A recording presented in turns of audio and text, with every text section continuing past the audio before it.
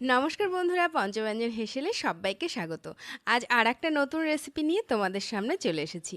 আজকে করছি আনারসের মোরব্বা।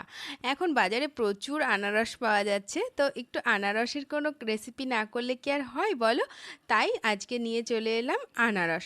আনারসটা আগেই আমি কেটে রেখেছিলাম এইভাবে। দেখো, এই যে মানে চোখগুলোকে লম্বালম্বিভাবে কাটলে ঠিক এরকম ফুলের মতনই কিন্তু হবে। আর মাঝখানটাতে যে যদি তোমাদের কাছে মানে কাটার থাকে, যে গোল করে কাটার, তাহলে গোল করে কাটলে একদম গোল গোল করেও কিন্তু পিস করে নিতে পারো, বা এর থেকে ছোট পিস করলেও কিন্তু কোনো প্রবলেম নেই।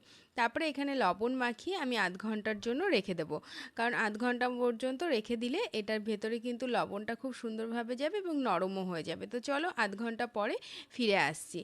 আধ ঘন্টা পরে দেখো, এখানে মেথি, মৌরি, জিরে, ধনে, সর্ষে আর শুকনো লঙ্কা নিয়ে চলে এসেছি। এটাকে একটু ড্রাই রোস্ট করে গুঁড়ো করে নেব। তো এখানে দেখো, শুকনো লঙ্কাটাকে প্রথমে গোটা গোটাই দিয়েছিলাম, তাতে ভাজাটা কম হচ্ছিল বলে পরে আবার একটুখানি ছোট ছোট করে কাইচি দিয়ে কুচি করে নিয়েছি। দেখো, এদিকে মশলা কিন্তু আমার রেডি হয়ে গেছে। এবার চলো এটাকে শিলে গুঁড়ো করে নিই। তারপরে এটাকে শিলে বেশ সুন্দরভাবে, তবে কিন্তু সুন্দরভাবে বলতে এটাতে কিন্তু খুব মিহি পেস্ট মানে গুঁড়ো করার কোনো প্রয়োজন নেই, যাতে একটু মুখে বাদে সেটাতেই কিন্তু বেশি ভালো লাগে এই মোরব্বা বলো বা চাটনি বলো এগুলোর ক্ষেত্রে। আমার কাছে তো অন্তত, তোমরা কার কার কীরকম পছন্দ সেটা অবশ্যই কমেন্ট করে জানিও। এদিকে দেখো, আনারসটা অনেক নরম হয়ে গেছে। নিয়ে চলে এসেছি সমস্ত উপকরণ। এদিকে চিনি রয়েছে আর ভাজা মশলার গুঁড়ো। এই তো লাগবে মোরব্বাতে, আর কিছুই লাগবে না। তো এদিকে প্যানটা বসিয়ে দিয়েছি। প্যানে প্রথমে দিয়ে দিচ্ছি চিনিটা। এখানে মোটামুটি 200-র উপরেই চিনি রয়েছে, তবে 250 নয়।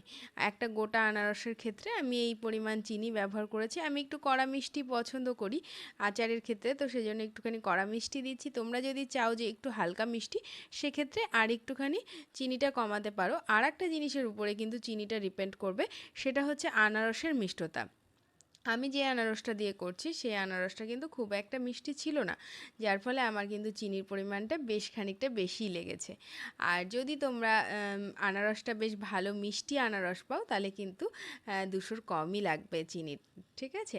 তো এইভাবে আমি আগে ভালো করে চিনিটা মিশিয়ে একটু ঢাকা দিয়ে রেখেছিলাম। খোলার পরে দেখো, ঠিক 10 মিনিট পরে আমি খুলেছি।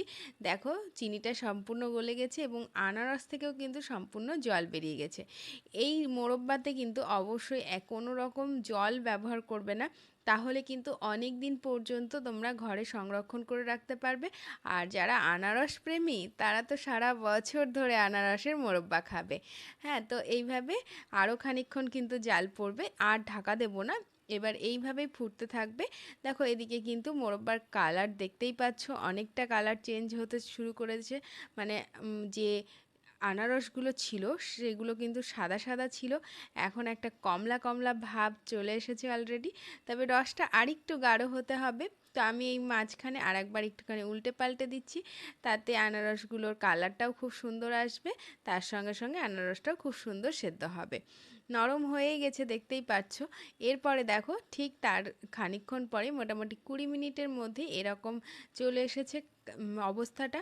আর এই সময় আমরা দিয়ে দেবো এই ভাজা মশলার গুঁড়োটা। মানে যখন দেখবে একদম আঠালো ভাব চলে এসেছে এবং তার সঙ্গে এই ফেনাটা ঠিক এরকম ঘন ঘন ফেনা উঠবে, সেই সময়টাতে আমরা মশলার গুঁড়োটা দিয়ে স্ট্যান্ডিং হিটে খানিকক্ষণের জন্য রেখে দেবো।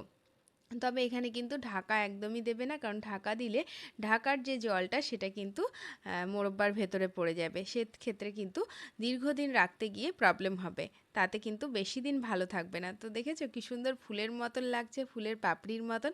তা আজকের রেসিপি তোমাদের কাছে কেমন লাগলো অবশ্যই কমেন্ট বক্সে জানিও। যারা নতুন বন্ধু, অবশ্যই তোমরা কিন্তু সাবস্ক্রাইব করে চ্যানেলটার পাশে থেকো। তো এই দেখো, তারপরে আমি একটা কাচের জারের মধ্যে এটাকে সংরক্ষণ করে রাখার জন্য ঢেলে নিচ্ছি।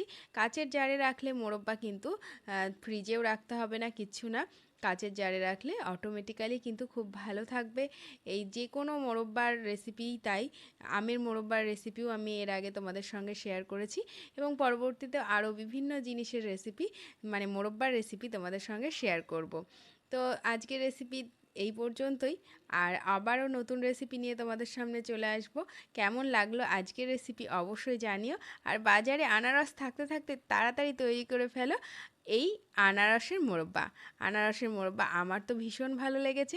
আর যারা খুব আনারস খেতে ভালোবাসো তাদের কাছেও কিন্তু ভীষণ ভালো লাগবে আজকের এই রেসিপিটা। অবশ্যই কমেন্ট বক্সে জানিও রেসিপিটা কেমন লাগলো। তা আজকের মতন এই পর্যন্তই। টাটা।